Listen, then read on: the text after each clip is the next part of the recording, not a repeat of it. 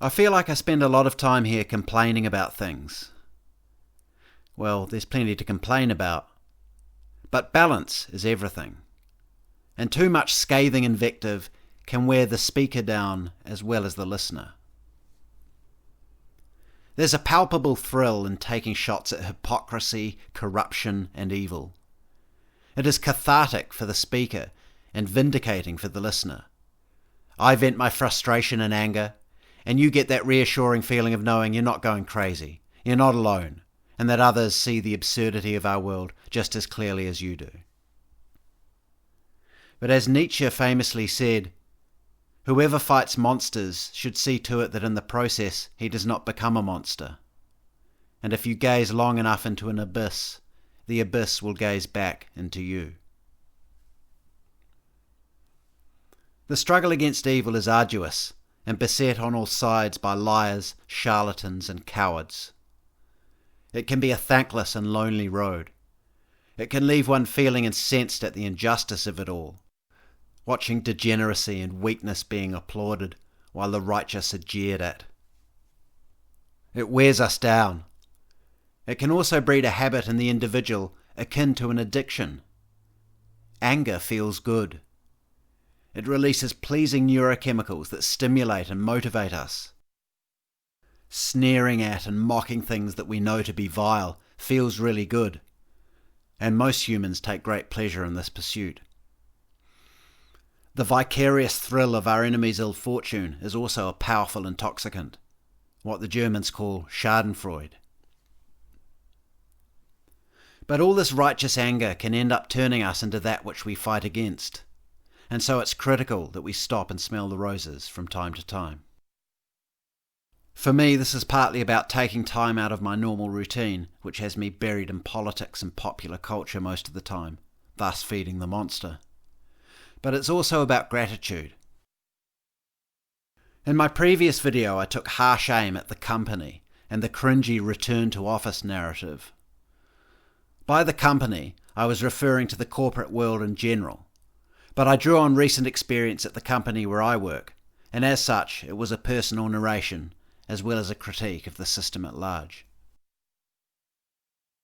But I realised after publishing that it had not provided me with quite the catharsis I was expecting. Why not? I had completed a suitably sardonic takedown of a mendacious aspect of the white-collar world that has been irritating me for some time. So why did I feel less than satisfied? Having ruminated on this, I've realised it's because I left out a crucial aspect of the equation. I care little for the company, but I love my team. Here is where Nietzsche's words ring true. They are a warning not to become so embroiled in our battles that we are blinded to the inevitable good in any situation.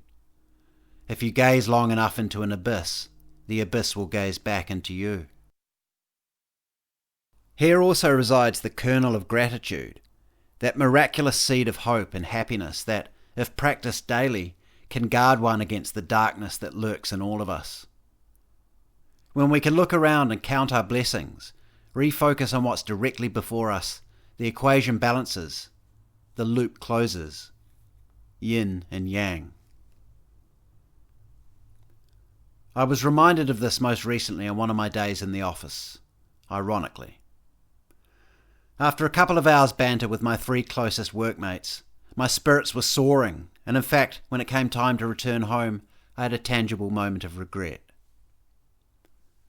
The lads and I have a great time when we're together, and if you've ever worked as a part of any kind of team, whether in the corporate world or elsewhere, you'll know exactly what I'm talking about. Truth be known, we get very little actual work done when we're together in the office.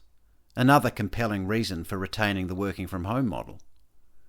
And the repartee and laughter that abounds is a glorious thing, one of the true joys of life. I care little for the company, and I believe people who profess loyalty to the company they work for are in the grips of some form of Stockholm syndrome. For companies are, by definition, psychopaths. The company does not care about the individual. To the company, we're just numbers, and the company will extract all it can from us if we allow it to, and give not a second thought to cashiering us when the balance sheet dictates. But the people in the company, that's a different story. The friends we make in these jobs we're compelled to have, they're very special and worthy of one's frequent prayers of appreciation. In this way, I take care as I fight the monsters that in the process I do not become a monster. In this way, I take care to avert my gaze from the abyss and see the flowers that bloom around its edges. I care little for the company, but I love my team.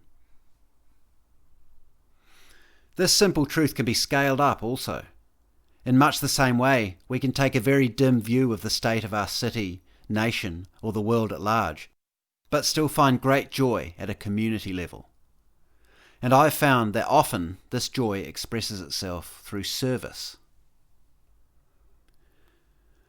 I've spoken before about the volunteering work I do for Jab Injuries Australia. In this community, I've been inspired by the selflessness and courage of regular folk whom I'd never have known had we not been thrust together by a monstrous act of evil. And the time I give up helping this endeavour is an expression of joy. In much the same way, I feel the work I do at the company, I do for my workmates. Ultimately, it is not the paycheck nor loyalty to the company that drives the work I do there, but my love for the team. They rely on me and trust me, as I trust and rely on them. Trust and reliability. It's a fragile and beautiful thing. It's a joyous thing. And again, my joy finds expression in the service I offer to my teammates. At work, we're currently doing the final edits on the most recent edition of the company magazine. I've been busy lately and distracted by a visit from my parents, the first in years, thanks to the COVID crisis and the ludicrous lockdowns. And I had decided that I didn't have time to do a full proofread of the document this time around. There were 4 other copywriters on it, so surely I could skip it on this one occasion. But after seeing the lads in the office the other day, and rediscovering that kernel of gratitude, as I do every time I see them, I came home and sat down at my desk and didn't move for over 2 hours until I'd completed that proofread. And thank heavens I did too, because I found a whole lot that they'd missed.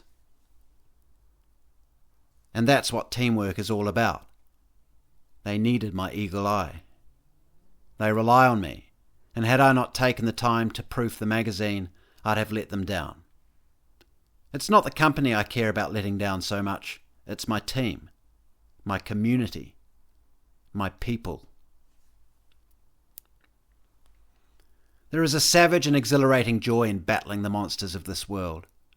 But like any intoxicant, this joy, when consumed in large amounts over long periods of time, can twist one into a damaged and dysfunctional being. Rage is addictive, and our anxieties crave this potent drug. It helps focus our minds and isolate our fears so that we may begin to transcend them. But true ascension cannot be attained by way of rage alone. It requires the other piece of the puzzle, the forbearance to accept the imperfection of the world, and the serenity to rejoice in the blessings at hand. Thanks for listening. Please subscribe to the channel so you don't miss any future videos. Please also subscribe to my Substack at jjdawson.substack.com. And if you'd like to keep in touch, please do follow me on Twitter at RealJJDawson. You can also follow me on Getter, Gab and Minds. And of course, if you enjoyed this, please do give it a like and share it about, because it really helps me out.